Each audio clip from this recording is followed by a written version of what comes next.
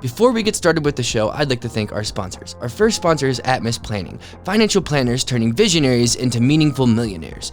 Our second sponsor of the day is Planet Duct, the #1 air duct cleaning in Colorado Springs. Reach out to them for any of your air duct cleaning needs. Now, let's get on with the show. Welcome back to the COS Business Podcast, the #1 podcast in Colorado Springs. My name is Andrew Hasley, and I am the host of the show. Today, I have on Brett Curley with Recon Marketing. Yes. Can you tell us a little bit about what you do and what your business is? Yeah, absolutely. Our biggest thing was just trying to continue what we've been doing for a very long time. So I've been marketing for, at least digital marketing, for 10 plus years or so now. So we wanted to continue helping small businesses and businesses that we like and keep it local, really be able to personally meet with people instead of just meeting over the phone or, doing a Zoom meeting. We actually get to go to that business and really get personal with them and find out what they actually need and how we can help them. Okay, sweet. Well, I can't wait to get into that more in this episode. But first, we're going to roll the intro music and then we'll get started. Cool. This is a show where we have real conversations with entrepreneurs and business owners who are mostly in Colorado Springs doing things in the community of Colorado Springs. All right, we're getting started. So you said digital marketing at least. Have you done any other types of marketing? Yeah, I've done a lot as far as like some physical marketing, different events, things like that in the past. But really, it's pretty much been a branch into digital marketing. It kind of started off with email, and then it just expanded into the entire digital suite. Okay, sweet. Sweet. Yeah. So you're actually a business partner and co-owner with Marcus, my business partner for this show, right? Yep. And you guys started this company together, right? Yes. And what made you guys want to do that? I think it was just continuing what we were already doing. We had the skills. We liked doing that. It was just the clientele that we were working with. So when a new opportunity opened up where we could have full control over what businesses we got to work with, we took that and ran with it. And the whole COVID pandemic kind of opened up a great opportunity for us to spend all that time where everybody was indoors for us to build a business. Okay, sweet. So you guys were already doing that. How were you guys already kind of doing digital marketing? So I was actually working at a different firm in northern Colorado for a while. Okay. But again, I didn't really get to choose my clientele. It was kind of like, hey, you manage these accounts, you do everything for them, but we just, assign them out to you. So I could be working with people from Canada or anywhere in the U.S., even people, in other countries. So, but there wasn't as much control on our side. So we liked doing that, but we wanted to be able to do it for businesses that we truly cared about and could get behind instead of, just some random plumber that you got assigned from Kentucky and you don't even really know the guy. Like it's kind of hard to support and get behind a business that you don't truly believe in too. For sure. And so with the stuff that you would be doing under that company, would there be like guidelines and things, or did you guys have free range of what the marketing looked like? They were pretty good about giving us free range. Okay. So we did have standards that we needed to meet, and then a certain way that the accounts were built out. But for the most part, we had pretty free range to be able to use our skills however we needed to, get a good outcome, a good return for the client. So say you get a client, local client, you're working with them. What are some of the things you do for them? It depends. You got to tailor it to every single industry and every business. Some people can take advantage of Facebook ads, for example. Others, they can't even advertise on there because of the industry that they're in. Yeah, we were just talking about that earlier, actually. Yeah, there's so many rules out there to where can you advertise. So a big thing for me was being able to market for companies that didn't think they could market. I started a while back, I'd say about 5 years ago or so, in the gun industry. Okay. And most people in the firearms industry don't feel like they can market because there's so many guidelines or restrictions on Google and Facebook. So I had to take my skills as a digital marketer and find a different way around that to show them that, hey, you can do this. You just got to get creative. Exactly. You start getting into some of that guerrilla digital marketing, and it's like, okay, there's a way we can do this. We can make this viral, but you can't take that standard approach. Yeah. And the firm that I was at kind of had that standard approach. They didn't take on certain businesses. Like if you were in this industry, they just cut you out. Yeah. you just no wonder why they thought they couldn't advertise, because everyone was saying, hey, we can't advertise for you, we're not going to take you. Yeah. Yeah, interesting. All these big major guys saying, hey, you can't advertise, like, just because they know the rules. But like, no, there's a way we can do this. We can make it happen. So. One time I posted it was a glass, like a giant glass bottle. I think there was tequila in it or something. It was shaped like a gun. I tried to post it on like OfferUp to sell it, and because it was shaped like a gun, and because I had gun in the title, it got taken down. I'm like, it's a glass bottle. Oh yeah. And it's crazy because there are bigger industries out there where if they pay enough, they can advertise guns. It's like this whole like catch-22 of, okay, you can advertise if you're a big box store and you've got a ton of money to give Facebook or Google or whoever you're advertising through. Now all of a sudden they've got a picture of a gun that says, gun, here's a holster, here's what it does, and like says it right out. But it's because they're paying.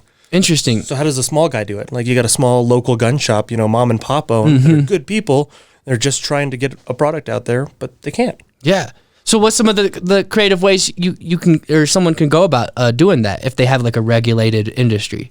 A lot of it is really taking advantage of the organic role. It's really important, and I think it gets passed up a lot in the sense that to them, organic is just throwing a post out there, but they're not following up with it. They're not building a strategy around that organic piece. Taking advantage of consistent hashtags that can help build them and get more people noticed, making sure that they are getting, an engaging post that make people comment on there. Yeah. Facebook and Google and any algorithm out there on any advertising platform will now reward you for the more engagement that you have on there. So if they're making posts that get people talking and then they're responding to it and they're taking action, that can really make those things shoot up there and, the search engines. How do you get people to engage? What are some of the things you can do in your post to make it more engaging? I think there's two major things that I really see a lot in there. And one of them is, a picture that catches their attention. If we talk just Instagram, for example, you're swiping through, you're going through fast. If it doesn't catch your attention, you're not going to look at it. Like if it looks like an ad, you're probably going to skip it. You don't care. You don't have time for sure. So. And like we're very sensitive to things that are look like an ad because of so many marketers and marketing and so our bullshit meters are very sensitive essentially. Yeah, in this day and age, it needs to be something exciting that gives them a reason to either one, want to look up more information about it or engage with that post. But people aren't going to click on it. It's like the Facebook ads on the side. Like you can see them, but you're not going to click on it. If I see an ad for Shields or anything like that, I'm not going to click on that ad. I'm probably going to go to Google and search for what I want from Shields. I'm not going to actually click that. So. Yeah. Unless, what would get someone to click it? It depends on the person. I think it's more the demographic. Okay. It's not necessarily clicking on it. It could be the best ad in the world, and I see it, but because of my mindset of like ads, I'm going to avoid it. Yeah. I'm going to go look it up myself because I don't want, And you as a marketer, that once you click that, retargeting is activated. Exactly. Now you're going to be followed around by that. It's like, okay, I want to know more, but I don't know if I want to be followed by that. Yeah. So. And like with the way Facebook Pixel works, it'll even track you if you go and search it on Google. Yep. So it'll know. It follows you. That's for sure. Yeah. So when you're doing that organic piece, it's just making sure that you've got something that they really want to look at and give them a reason to maybe ask a question on there. Putting a comment out there like, hey, what's your favorite out of these? And showing, two different pictures and getting people to start a conversation on their own with other people that might be following you too is huge. Yeah. You can make something go viral without having to put in paid advertising efforts. Artlist, it's a brand I've seen. They advertise to me because I'm a video producer, and their product is for video people. But they had I seen it just like the other day, and it was sponsored, of course, but it was still an engaging thing. What it was two videos of the Earth, and it said which one of these is CGI. And I was like, ooh, it got me thinking, as a video producer, I'm looking for that. I was like, it's probably the one that looks better. Yeah. The one that looks more real is probably the CGI one. Yeah. And it was content that was tailored to you. Sponsored or not, you're going to see that and you're going to feel the need to comment on it. Like, And I not only commented, I stayed and I looked at it and I was like, which one? And that takes to the engagement as well. Like how long you're actually looking at it and all that stuff. Sorry, I didn't mean to cut you off. No. But that's exactly right. It's the same thing with video too. That's so overlooked and people are too judgmental of themselves when they're making a video for their small business because they don't like seeing themselves on camera or anything like that, or they don't think it's perfect. So then they just don't put it out there. But if they just took like 5 seconds to put, a quick little video out there, people aren't going to look at it that long, and continued to do that. It doesn't have to be crazy. I mean, even boomerangs are a great example. Yeah. It still counts as a video. The longer somebody watches that, the more that platform is going to reward you. So being able to take all of that knowledge that we have and knowing how these algorithms work and how they change and pass that on to local small businesses is huge for us. Yeah. So where do you guys, what's your guys' plans for this business? Where do you guys want to go with it? I mean, I don't think there's any end in my mind. Okay. This could go as long as it needs to. I would love to see it expand to the point where we can start bringing more people in that I can teach them how to do what I do for those people, and then take an even more bigger role in the marketing for ourselves. But right now, regardless of our role in the company, all of our partners are hands-on with our clients. We are doing the dirty work too. Yeah. And I don't mind that. Yeah. But, I'd like it to get to the point where I can have other people doing that for me as well. And you're just overseeing it and making sure that the cherry is on top and nice and good. You get to a point in an industry where it's like, okay, I no longer want to be the mechanic. I want to be the boss that tells the mechanic what to do or helps them become better. Yeah. Like you can only do something for so long before you need to step into that teacher mode or, that mentor. Yeah. And that's kind of, where I want this company to get to. And however long that takes, it's not a question for me. It's like, I'm going to do it until it gets to that point. For sure. And I know I was talking with Marcus a little bit. He was saying, like the number one marketing agency in Colorado Springs specifically, at least. Oh, yeah. Absolutely. I mean, I'd like it to be all of Colorado. I don't necessarily think it needs to be just Colorado Springs. There's businesses that I like all around Colorado. And I mean, I always see it as like, okay, I want this dream client. Like, I know that this company works with these guys and that's not going to happen, but I want it to be to the point where we're that company where somebody says like, oh, they're working with Recon. Like, we're not even going to try. Like, nice. We're not even going to bother. Like, you got that mom and pop, marketing company that comes along later on in the future in 5 years. And like, they're working with Recon. Like, they're good. We don't need to even talk to them. For sure. And, and there's that maybe that's a perfect fit for them, like that they're not looking at those companies too. Yeah. and yeah. So what's one of those dream clients look like? I don't know. I think it's like the big adventure companies are really cool. Whether that's and that's huge in Colorado. Oh yeah. Yeah. Anything that has to do with outdoors and adventure, I think is big, whether that is in the firearm industry, something related to that. One that I always joke about that's really cool is Earth Roamer. Okay. Like, they're huge. We've got clients that do similar things, like, adventure vans and conversion vans and different things like that. And that's awesome. But like getting one of those big companies where it's like, the Ferrari of adventure vehicles would be really neat. No, for sure. Like, those are guys that like I can go, drop in there once a month and, walk in and be like, hey guys, how's it going? This is what we got planned for this month. And we're excited about getting new content for it. I want clients that I'm excited for.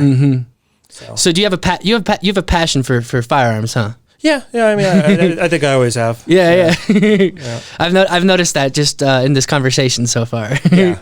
Okay. It's a fun industry, and I always, for a while, kind of played that whole like PC route of like not being too open about it. Okay. But now, like, if you see me in a Zoom meeting, I literally have guns on the wall behind me. Okay. and some people might think that's bad. They're like, that's not really appropriate to some people. But I'm like, no, but this is a perfect conversation piece for me because I was able to work in that industry and help them market. Yeah. So for me, like, I can turn that into a positive. Like, yes, there's guns there, but that's part of my background. That helped me take marketing to a new level and find unique ways instead of just following that standard trail. I was able to come up with, these guerrilla marketing techniques that these industries could use. And that was just a huge example. So would you mind sharing any of those techniques? I said, I think a lot of it is just that funny content. If done right, you can kind of take something out of like Black Rifle Coffee Company, for example. That's one of my favorite examples. They're a great company. They're very successful. But when you think about it, it's coffee. That's all they do. Like, they just sell coffee. But they found a good way to get out there by marketing themselves. So that's what we started doing when I was helping out with the marketing at 2 major gun shops in northern Colorado. We were just showing more about the people, like what the staff was doing, what they were doing. Okay. Because when it comes down to it, there's, 50 plus gun shops just in, northern Colorado. they're all selling the same thing. It's just firearms and accessories and ammo. You could get that anywhere. You can go to Dick's or But what Shields. makes someone want to go to Black Rifle Coffee? Exactly. It's for the people and like showing like how that culture is there, how those people interact. Hold on, did they sell coffee or rifles? I'm confused. Coffee. Okay. Yeah, Black Rifle Coffee. Okay, I thought so. It's a veteran-owned coffee. Okay.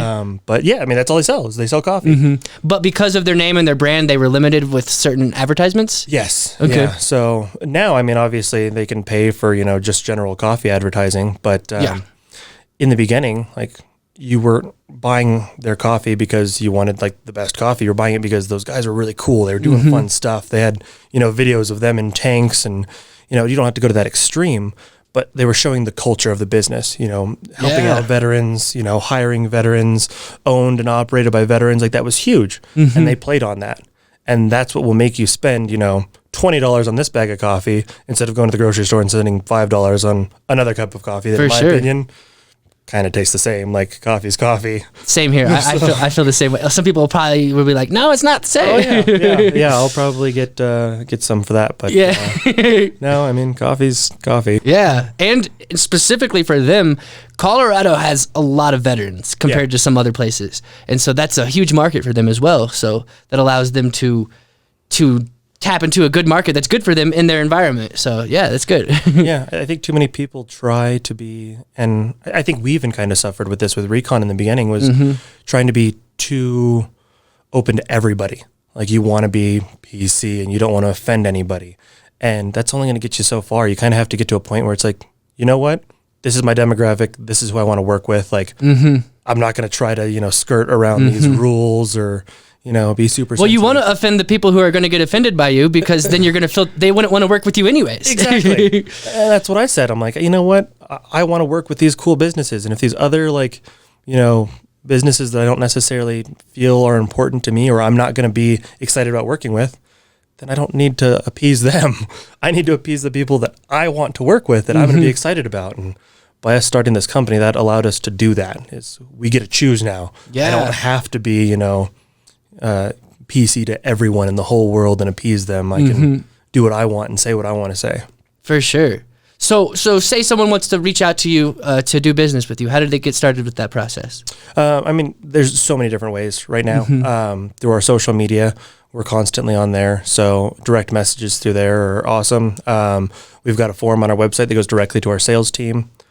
In person. We do meet a lot of people. I always have business cards on me, so I'll meet like a small mom and pop shop, and sometimes it's more personal bringing in a client if I get to talk to them. So reach out, give us a call, hit us up on social media. There's always a way to get a hold of us. And that's the whole point of digital marketing, is making sure that there's more than one option. Oh yeah, for sure.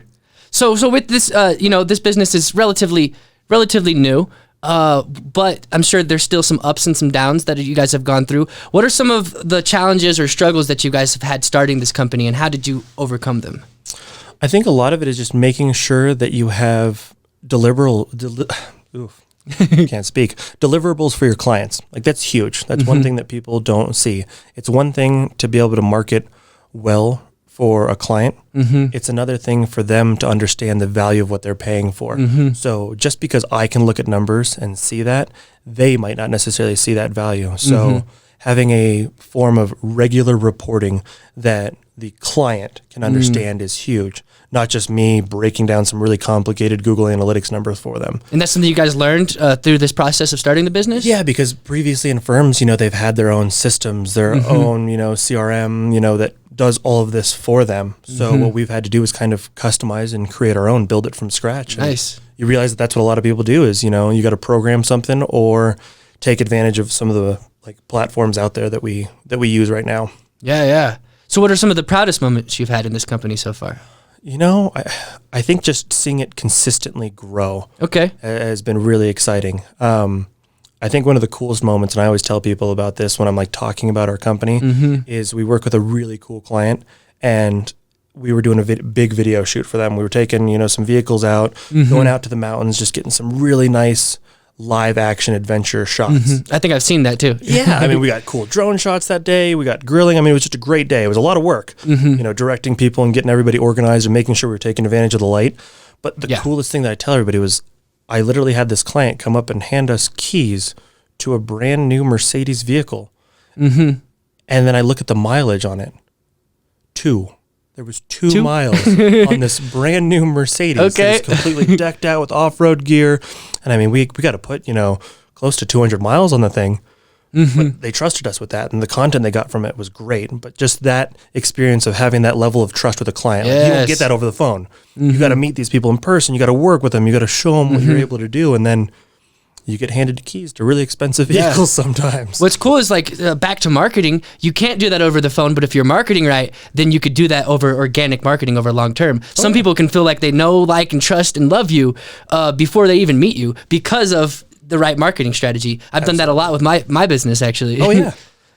Building that trust factor is insane. But having the content to build that trust factor is also huge. So it's kind of that whole full circle, like, I need to be close to my clients and meet them in person to be able to do that. Of course, still do that, yeah. But they need that so they can get content. So those other people that are traveling from, 3 states away, which this client does get a lot of out-of-state clients that will travel, 2 days to get to them to pick up their adventure vehicle. Yeah. So that trust factor that they have to build beforehand is huge. And that comes from us showing their culture, their business, their what they're doing, their products. I mean, making sure that's out there, that's a huge part of what we do for them. Yeah. So what about you guys? What are you guys doing for marketing? Oh, everything that we can. Okay. I mean, I almost feel like we're so concentrated on them sometimes that, we almost fall behind, but we try to make sure that is always a big key part. So yeah, because you don't want to be a barber with a bad haircut, Yeah, exactly. I mean, you want to trust your own product, and if you're not applying that to yourself, then what's the point? Like, if you can't prove that it works. For sure. So I think a lot of it is just getting opinions from everybody, making sure that we have our close family, our friends. My fiance is a great example. She's been helping a lot with our content too, because she has a major marketing background as well. Nice. So she knows what I want and what my view for this company is, and she has that equal passion. So she can take my strategy and implement that into the company while I take more of a forefront with our customers. So all the help that we can get from family and friends right now is definitely big. For sure. So what's some of the processes that you guys use with your clients? I know you guys do a hashtag audit. That's even before they're even clients, I think, right? Like, that's something that you offer. Yep, that's definitely something that we can do for people, just to help them take advantage of strategy. Maybe they can't afford our services and don't want to work with us, but I want them to use that strategy. So yeah, the hashtag research is huge. There are so many different things. Again, it's always dependent on the industry and what they've done, but a full audit of their website, because there are very simple foundational SEO pieces that are missed. Like, so many people just throw the word SEO out there and don't actually understand what search engine optimization is. Yeah. Or some people charge or just random different amounts, and you don't really know what they're doing. So taking the time to take a business and like go through their website and make sure they have a foundational piece. They're not just writing blogs for the sake of writing blogs because they think it's SEO. Doing that hashtag audit to make sure that their posts have value and they can actually see that and follow a trend. It's not just throwing stuff at a wall and hoping it sticks. So anything that we can do, that we usually include in our consulting too beforehand to help them, is huge to getting them started in marketing. Yeah. I do a lot of throwing things at walls. Sometimes you have to, but that's my job. Like, that's what I do. I don't want to do that with a client. I want to make sure that when I come to them that I have something like, hey, I know this is going to work. I threw about 100 things at a wall, and these 10 things worked. Yeah. I've got my own testing sites on the side, so I do a lot of that too, but not for a client. When I come to them, sure. You want it to be it's a refined process. They're not for your testing ground, even though you do. I know I've learned a lot through my clients. You still get the experience, but you don't really want to test with your clients because that's not fair for them. That's not a good business, I don't think. So yeah, there's a difference between A/B testing for their demographic or just like trying stuff with, like, broad keywords and hoping it works. Like, we have a refined process. Yes, they're still testing for a client. There's always going to be, because their demographic and where their marketing is always going to change and adapt. I mean, Google updates their algorithm, up to 3 times a day. That's, 900 plus times a year. That's insane. Yeah. Making sure that we are kept up with that so we can adapt a strategy for a client is huge, and that will require some testing. But we want to make sure that when we come to them, it's more of a refined test. For sure. let's see if this works and just waste your money. We won't do that. Exactly. And maybe if you did have like a cool idea that you had specifically for a client, you would preface that with them and let them know, hey, we have this idea, maybe we're testing it, and maybe even give a different rate for that. I don't know. Like, just thinking right now. I'm just testing things. We absolutely have done that, actually. We're like, hey, you know what? We're testing out this new photographer. We're testing out this new videographer that we want to work with us because we have a lot now. And we're like, hey, just work with us here. It'll be a super low rate. This isn't going to be the normal rate. We just want to test this out with you guys if you're okay with it. And some of our long-term clients have been completely okay with that. That's not even a question. They're like, absolutely. Yeah, for sure. Well, is there anything specific you'd like to promote today on this episode?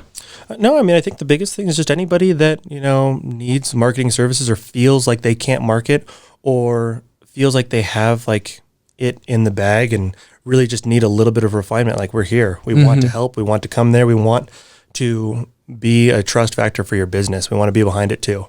Yeah. We're willing to help, and I don't think there's any limit to who we're willing to work with. For sure. Yeah. Well, sweet, man. I'm gonna wrap this up. I was just gonna like give some dead silence there just to see what happened. I was about to test some things. I do that a lot with this podcast. I was just about to be like, But is it a refined test? Like, have you tried it out before? I have never tried that before, so yeah. Well, I mean, I've done some things where like I know that like in sales conversations, silence is actually a very strong tool with certain things, like the way you lead into things and just let the person you're talking to think things over before you just start running your sales mouth. 100%. Yeah. So I was gonna test something, see how it went, but I decided not to, and then I decided to. So I don't know. I do some weird, quirky things on this show sometimes, but yeah. So I guess we'll start wrapping this up. Yeah, I guess I already asked the question. If there's anything, is there anything else that you want to say? No, I mean, like I said, I think the biggest thing is if you're in Colorado and you're a business, I mean, we're here to help. Small projects, big projects. I mean, like I said, we don't have any limit at the moment. We just want to help them succeed and, help people that we like as well. Yeah, no, for sure. Yeah. So I guess we'll wrap this up. This has been the COS Business Podcast today here with Brett Curley, and we'll see you guys on the next episode. All right. Boom. All right. How'd you think about that? It was cool. All right, sweet. Let that keep rolling. Nice.